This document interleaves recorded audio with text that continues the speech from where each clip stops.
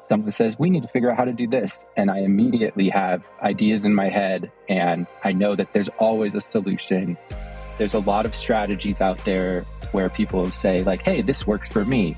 There was nothing focusing on the research. At the end of the day, the most helpful thing for ADHD is that executive functioning support.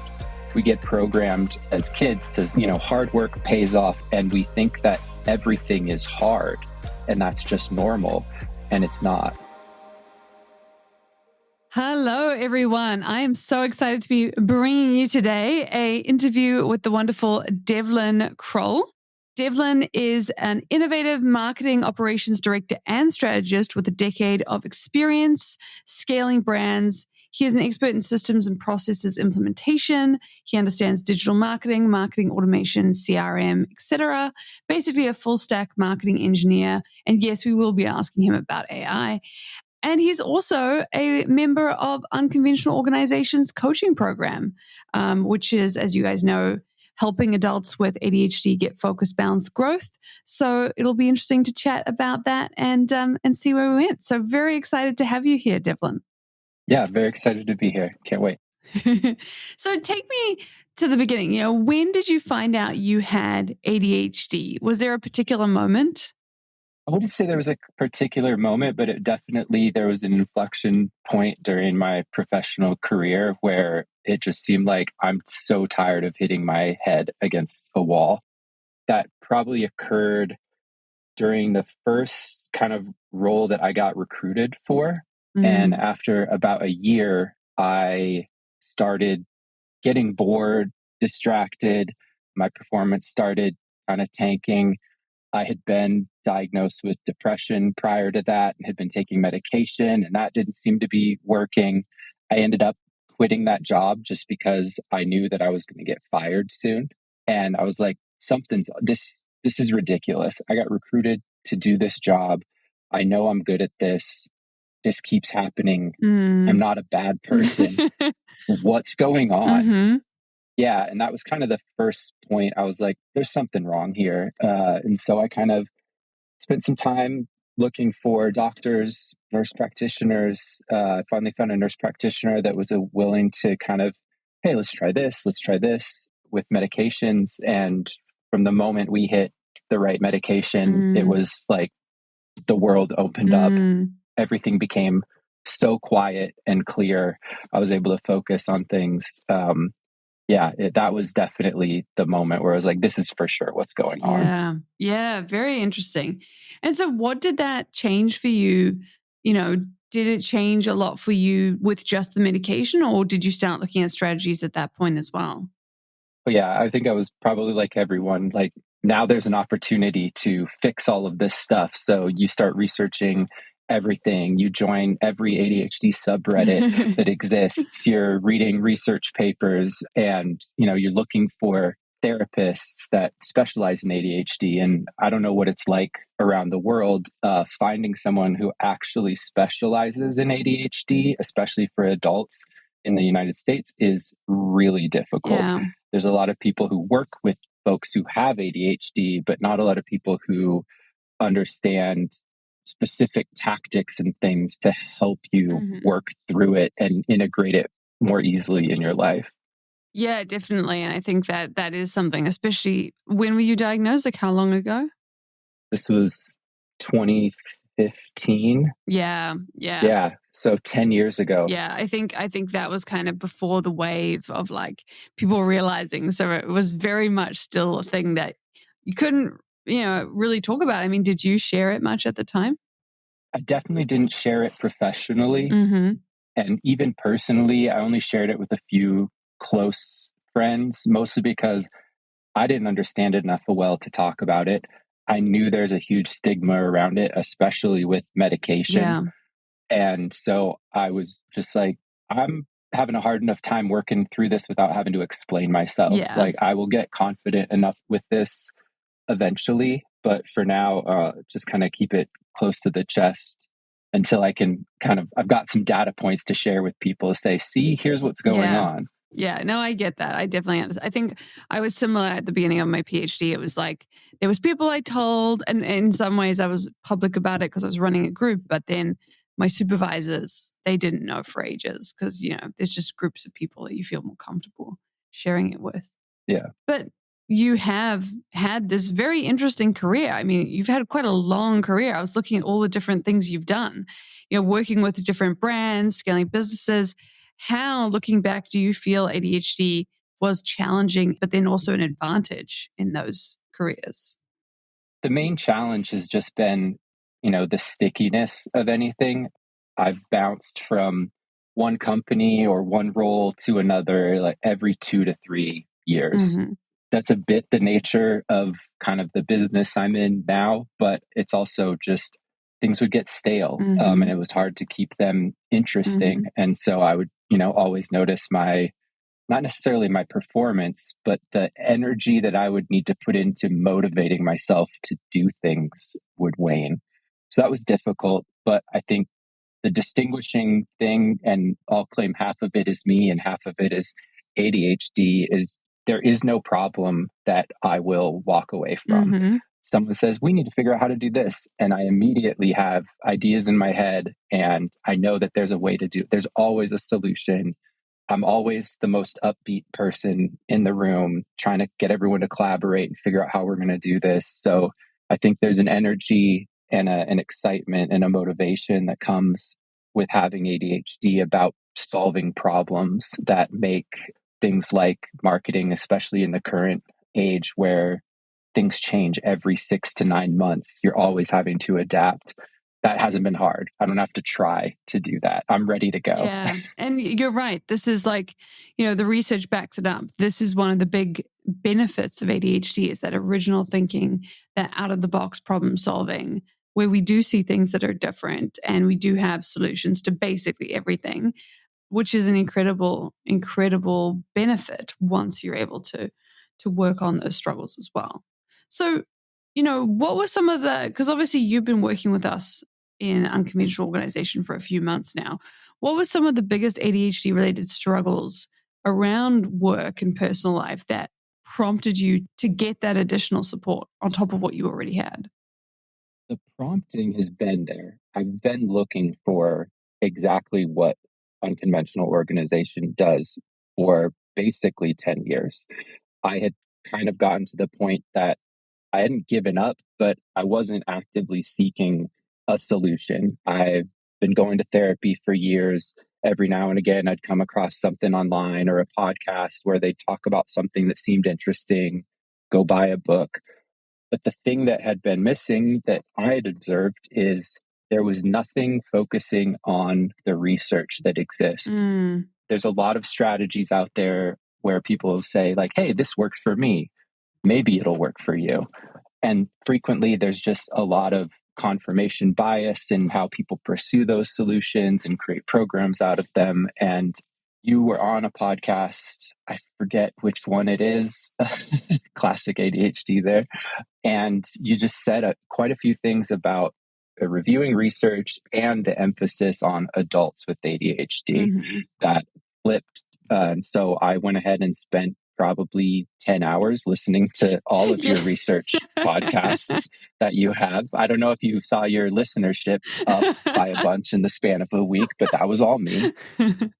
And it just read so consistently with what I had been doing. I mean, I definitely hadn't read all the papers you've read, but I've read quite a few of them on my own. Interesting. And I don't have the academic and critical skill to look at them and suss it out and think of it more holistically to kind of develop strategies around it. Usually what it was doing was triggering, okay, here, let's try something else. But I was, had a blindfold on in the dark and throwing darts at a wall and seeing what sticks. And yeah, so once we started doing the program, I mean, I've found that every single kind of strategy you've taken us through, I've been halfway there on every single one of them. Like I had the idea, I tried a couple things, and I just didn't have the 30,000 foot view of how all this stuff fits together to actually move it forward so that it became a habit that sticks or a technique that sticks. And yeah, so I mean, the second I saw some of those things, I was like, this is what we're doing. This is the plan. It's so great when someone gives you a plan. It is. And, I hear that a lot, and it's really great, because what you're really seeing is that your brain has been trying to move you in this direction already, because that's naturally the way it works. But then you've got but this isn't how everyone else does it. Or even if I did do it like this, how would I plug in this piece? And there is something when you get that full blueprint where you can just be like, oh. Well, yeah. And then just the relief of, again, there's been a piece that comes with in the past, like finding a solution that worked for you, but it's completely different than you had to develop a whole system at work that is in the background that nobody's seeing, that you've engineered how all the data gets processed through spreadsheets because this worked for you. Mm-hmm. No one knows that you're doing all of that. It's not fitting well with the way other people are doing things. So it's like you're putting a lot of energy into those solutions. They exist, but you just need to do them. It's not hugely different. It's just slightly different. Mm-hmm. Yeah. So that's been really just heartening and motivating. Yeah. Hey, you listening to this podcast. If you like what we do and you want to hear more of it, there is one way to make sure that happens. Please go ahead, subscribe, and leave a 5-star review. We have been told 5-star reviews can help us to get seen by more people, which means more people are going to learn about ADHD strategies. Just press the button. Just give us a 5-star review. Well, what would you say, of everything you've learned, and you feel free to give away all the secrets, so I love to do that. Of everything you've learned, what is a particular strategy or system that you've been able to implement that has changed what you do? If for people listening, you're like, that's cool. What did you do? I mean, right off the bat, the prioritization filter is an amazing tool. It's such a simplified version of all the key elements of other organizational systems that I've tried. That just clicked. It's important to weigh things when you're prioritizing. So it's like, is this really important? Somewhat important, slightly important. You need some type of system to weigh those. The way the prioritization filter works in being able to filter things to, these are important, but I don't have to do it right now. These are important. These need to get done soon. And these are important. If I don't do this today, there's going to be, I forget the acronym, but there's a significant consequence, monetary, social, something bad will happen if I don't do this stuff today. And the finality to that piece is great, because that creates that sense of I procrastinated, now I have to do it, that we all are familiar with, that gets us really motivated. But the second piece to that being the stuff that's important but doesn't have to get done right now, the stuff that's always getting, the proverbial the can is getting kicked down the road, I'll get to it. Picking a couple of those and scheduling them, it takes them out of your head and they're going to get done. That piece clicked really well for me. I had one of my previous strategies that I had employed was ignore everything that's late already. Start focusing on the stuff what's the last thing you're going to have to get done. Try doing that, and then we'll work backwards and see how that fits. Because you're already late with all this stuff. It can't get, you're already in trouble. Obviously, that strategy didn't work. It needed some compartmentalization. So yeah, the prioritization filter is great. It's also the flexibility with it in terms of what mechanism you use to employ it. I've tried so many different apps. There's a great app called TickTick that's a list app that has a lot of flexibility built into it that's very ADHD friendly, that I used for a long time. I have created my own systems using Trello, Asana, all of those oriented towards work. I'm big into the Apple ecosystem, so I've tried working with reminders. And in the past, reminders has been overly simplistic, so I haven't really leaned into it. But the simplistic structure of the prioritization filter and its kind of squishiness, I went back to the reminders app because it's integrated with everything else to try it again. And the simplicity of the app actually, I think, is making the prioritization filter work better. Interesting. It's not allowing me to, hey, I could tweak this system and make it like work a little different. Nope. It's a list of stuff and you can move the stuff around. Like that's it. Click and drag it, move it into this list, and that's it. That's been super beneficial. Yeah, that's so interesting. And so I guess, do you have a story or an example of a thing that you've been able to prioritize, like a specific thing, just for people who are curious about how it works in practice? Oh, man. I'm a pretty enthusiastic snowboarder. It's pretty much my only hobby. And I've been doing it a long time and I've acquired a lot of gear. And I'm pretty specific about the gear that I buy. But anyone with ADHD knows that we get new special interests pretty quickly and then we'll get the best stuff and then we'll quit, or we buy stuff and then forget to return it, or, whatever it may be. I have a ton of extra outdoor gear, snowboard gear that's been sitting in my garage for who knows how long. It's been on my list of stuff to do because I'm like, this is a ton of money just sitting on shelves.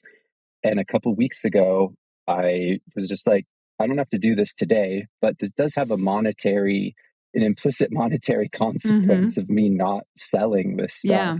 So that was on my list to put some stuff on like Facebook Marketplace. But I think an additional piece of this that made it really easy was using AI, whether it's ChatGPT or some other tool, to say, hey, I own this product. It's brand new in a box. Can you create a listing for Facebook Marketplace that describes what this is and recommend how much I should sell it for? I took that one step forward and I just took a picture of the label on the box and then had it do that just to see if it would work. And it totally worked. Wow. It built a beautiful listing that I was able to just copy, paste, put on Facebook Marketplace, 2 pictures, done. Love it. And I did that with every piece of equipment.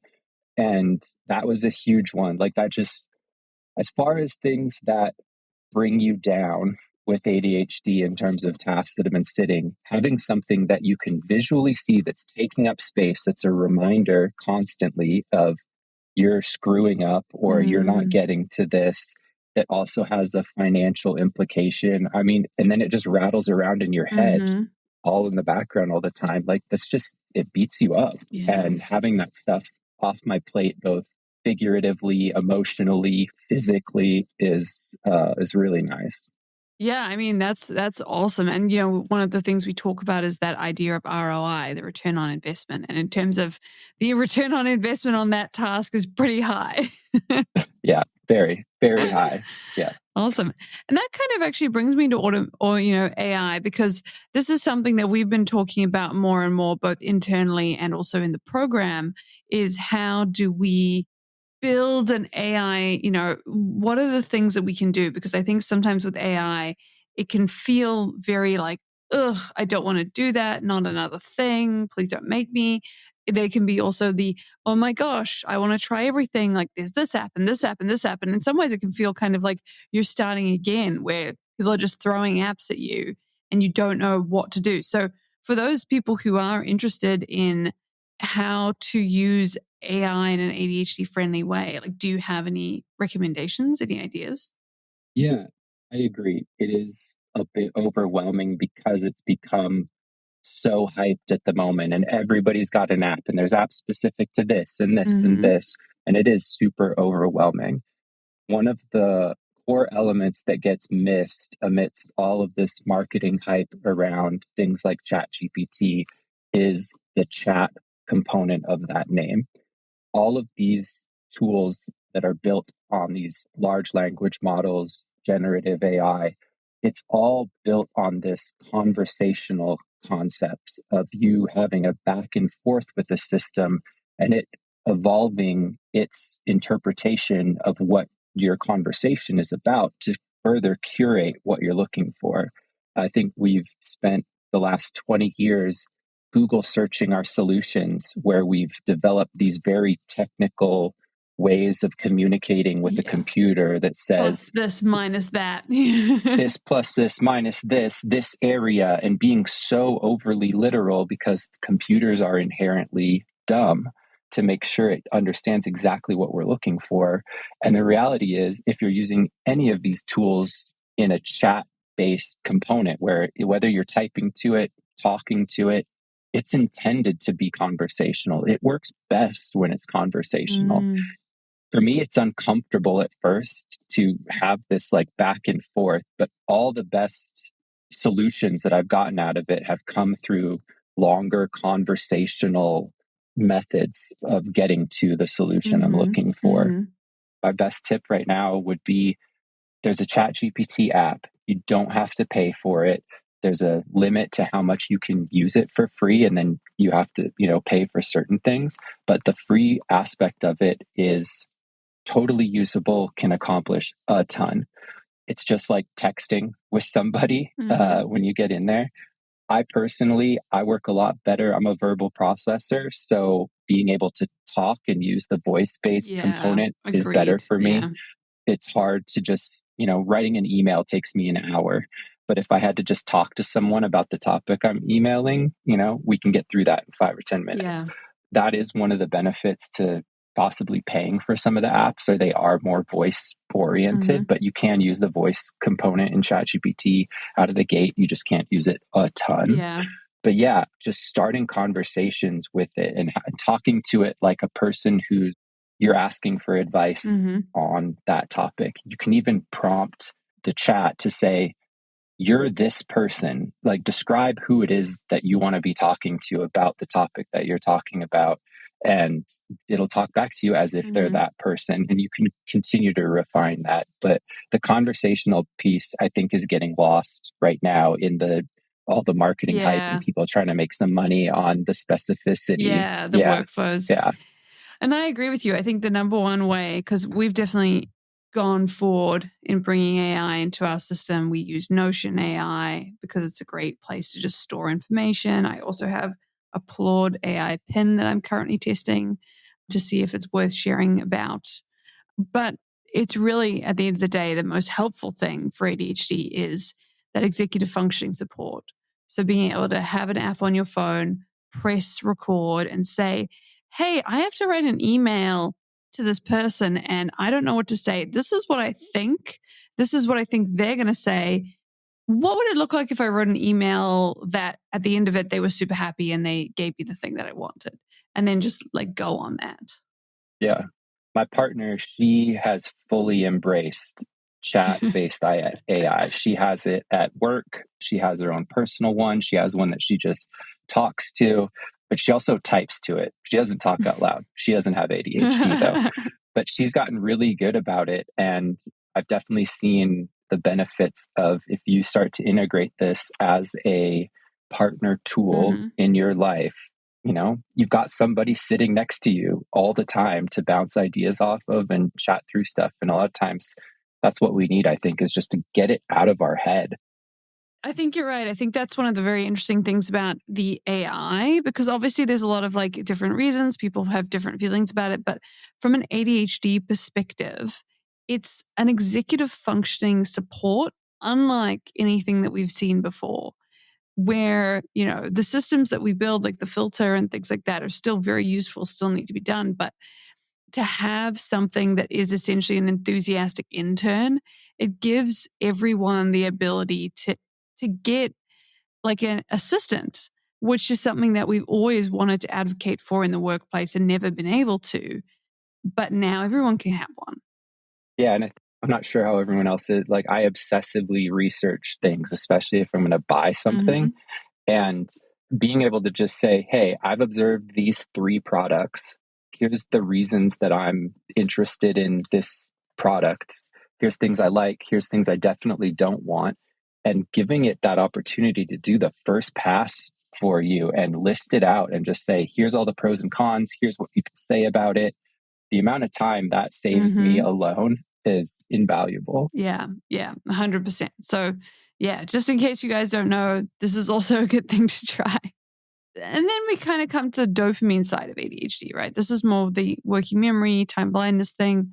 But, when we talk about ADHD and novelty, we talk a lot about in the program dopamine seeking behavior, how to help with dopamine. How has that been for you, learning about the dopamine stacking system and how to use it? Again, it's one of those things where I feel like I was halfway there. Like I knew that there was something missing in that motivation component.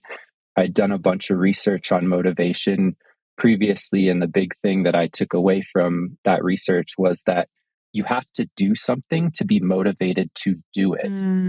You can't be motivated to do something your brain doesn't know exists. And I'm thinking, well, where do I get that from? And you had talked about at one point that there's a small boost of dopamine that people tend to get by starting a process, and that there's some research to suggest that we don't get that little bump that happens that says, hey, yeah, there's a goal at the end that you starting this process is going to get you to. So understanding that it's okay to give yourself a reward just for starting is freeing. Yeah. Because it feels like every time you start something, you're walking through mud. I think we get a little bit programmed early on as kids to, hard work pays off in the long run. And we think that everything is hard and that's just normal. And it's not. Yeah. Like starting things shouldn't be hard. Yeah. I think a lot of people don't realize that it's very much not meant to be that hard. And this is something people often ask me, what is something you wish you could say to ADHD people? And for me, it's always the case of like, hey, you're working super hard. You don't even realize it. You're probably working harder than other people because you're wading through mud, like you said, to get to a solution that for other people it doesn't feel that bad because their brain neurochemicals are supporting them while they do it. Yeah, the analogy I've used in the past is, if you're driving on the freeway and there's all these cars that are going right around the speed limit, some are going a little faster, some are passing. All you see is the outside of these cars and the driver and their face. You don't know what's going on with the engine in the car. You don't know is it a manual? Is it automatic? Like, has the oil been changed? And the part of it that I've leaned into was that it feels like you're in a car and you're driving, but the steering wheel is just so stiff. You have to work so hard just to make a turn, but no one can tell because you're turning the steering wheel just as much as anyone else. They just don't see that you're just pulling on it, and then having to push the gas pedal is really tough and things are out of reach. Yeah. And it's just, you don't know what it's like inside someone else's head just because they're achieving the same goals, but they don't have this outward facing challenge. You just assume that, maybe they're not working as hard. Yeah. No, I love that metaphor. That's so great. Yeah, and this kind of brings me to my next question, which is actually about burnout.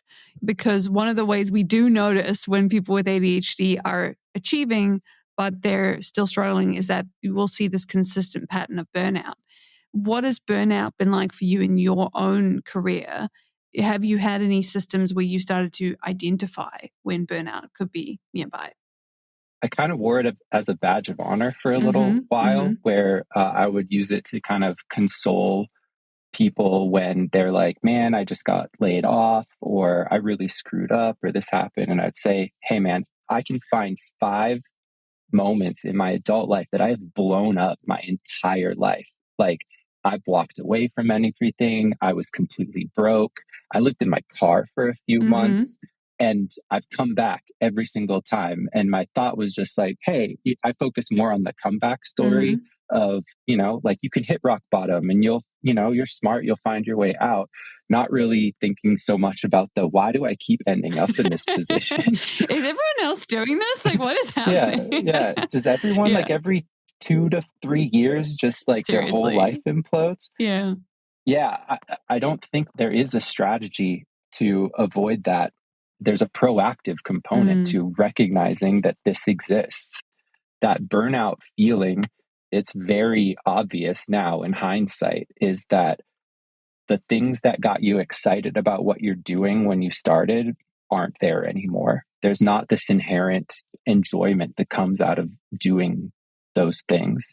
You find yourself focusing on the more complex, nuanced, tiny little problems and not being able to think about the bigger picture. Mm. I'll get obsessive about creating some really complex automation in an email system. And I'm like, nobody cares about this. Like, I care because it's really cool and elegant, but this doesn't help anybody else in the long run. And when it starts to get to that point, that's when I know, okay, I need to take a step back. I need to talk with my boss. I need to talk with my partner about something we're doing in the house. Like, there needs to be an adjustment made. And it's all little things here and there, but it's definitely when the novelty starts to wear off and you don't feel as excited about doing those things, or you stop being able to see the longer term picture. I know that my outlook gets shorter and short. When I start something new, I'm like, 5 years, man, I'm going to be doing this. This is going to be great. A year in, I'm like, well, maybe a year from now. 2 years in, when it starts shrinking to like 6 months or 3 months, you're only looking at the quarter ahead of you. That's definitely a sign that things are starting to wear out. Yeah, definitely. And I think it is important to acknowledge and understand that this is a part of having ADHD. Not burning out isn't a part of having ADHD, but I do agree with you, especially before I was diagnosed. I was like, this must just be life. Every 3 years you have to take a break. It doesn't have to be like that, but it is something that we're always thinking about. It's something that we're always paying attention to because it is such a big risk when you have ADHD that you're going to be in burnout. And one of the biggest things, and I don't know if I've really talked about this in the community yet, I am building a program on this, is the idea of the perfect day.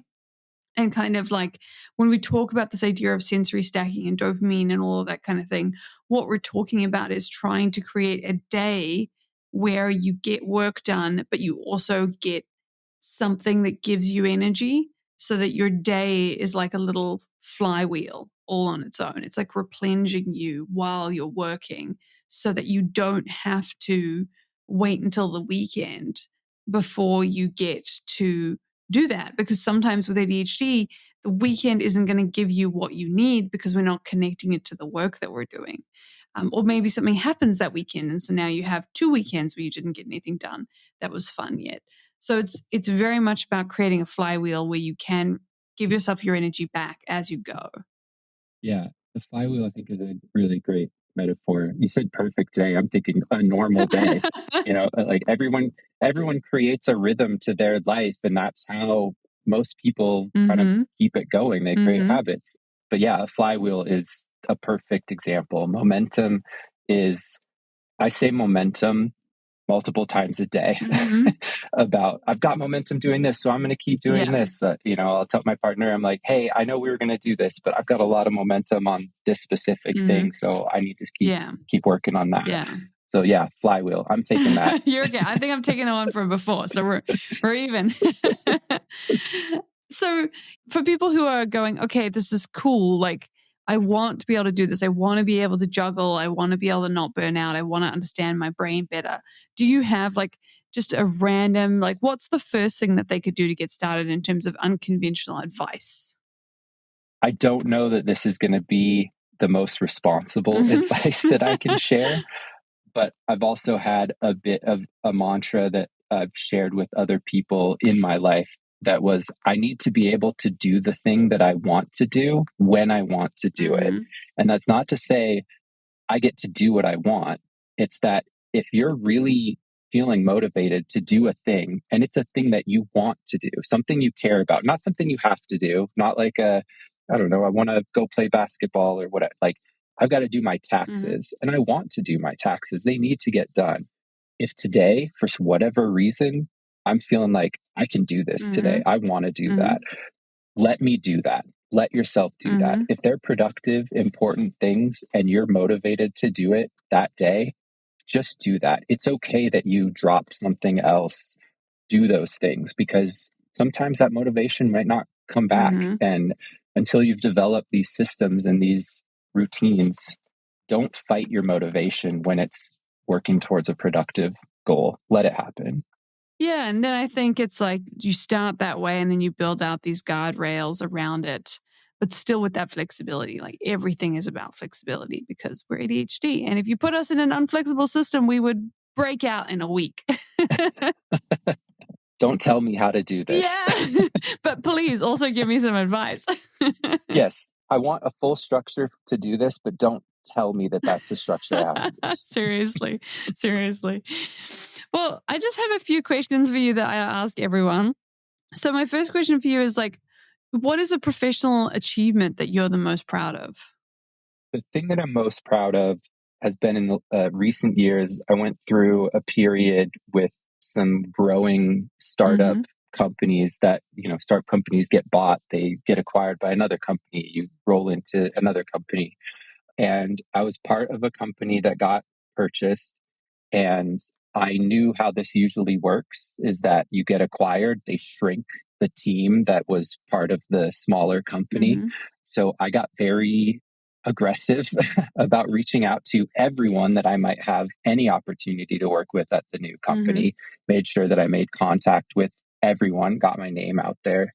And a couple months later, as that acquisition proceeded, I ended up being the only person that was left. And I made it a point to both be a representative for my team, look out for everyone that was in this process, be vocal about everything. And yeah, I was the only one left. And it turned out that the person that was heading up this kind of rebranding effort, redoing of a website, updating new systems, she was about to go on maternity leave. And what I didn't know was my new boss, her boss, had said, there's a reason that I kept you, is because I've seen what you've done at these previous companies. She's leaving in the middle of this process, and I need you to take over the lead on this. And so, I took over a rebranding, agency management, team management of a website and rebranding process for a $200 million company and ran that for the last 4 months of that process. And I did a great job. I knew that I did a great job. I got tons of great feedback on it. It felt really good to know that I knew I had those skills, that I could do that. And I had done it enough times, but here was a time where it's like real money, your reputation is on the line, and I nailed it. It felt really, really good. That's amazing. That's awesome. Yeah, you get a bit more than you bargained for, but again, got that solution. Love that. And then on the other side, like, what is a professional failure that embarrasses you, and how did you deal with that?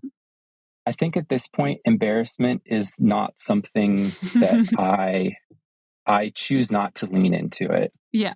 I'm not embarrassed about the things that have happened. They've occurred, and I know why they've occurred. I think the last job that I walked away from, that was a failure because I got recruited for that position. I did a ton of great things there. I was working with huge international brands. I had done really, really good work.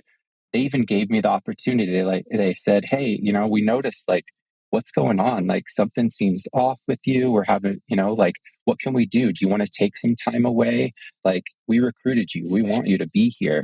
And I was so distressed and at that time embarrassed that I just said, no, I'm too stressed out. I have to leave. And that was a step backwards in my career too. That slowed things down for me.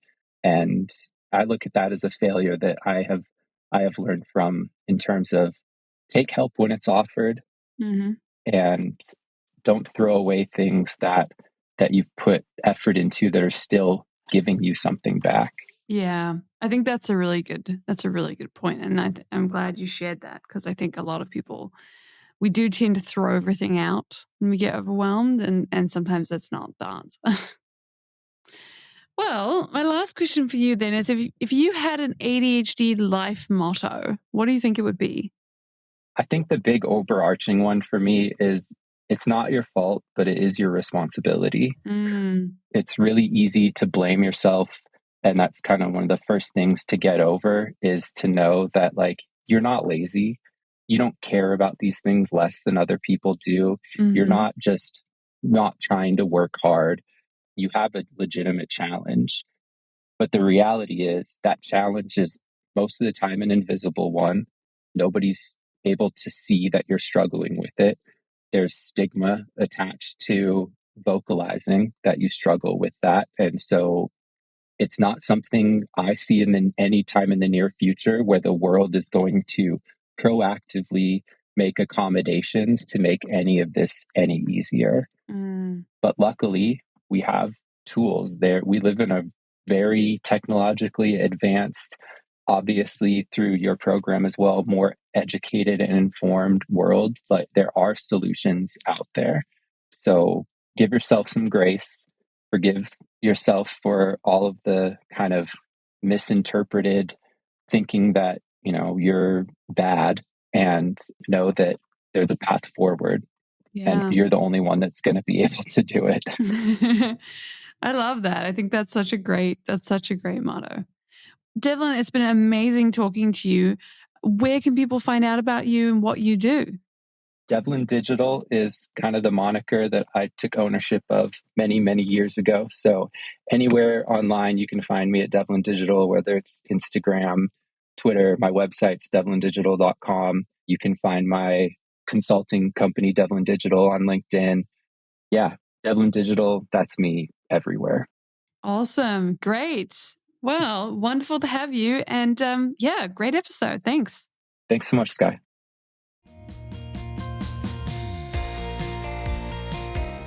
Thank you for listening, everyone. And a big thank you to Adam for making us sound great and Anastasia for making us look great. We couldn't do it without you.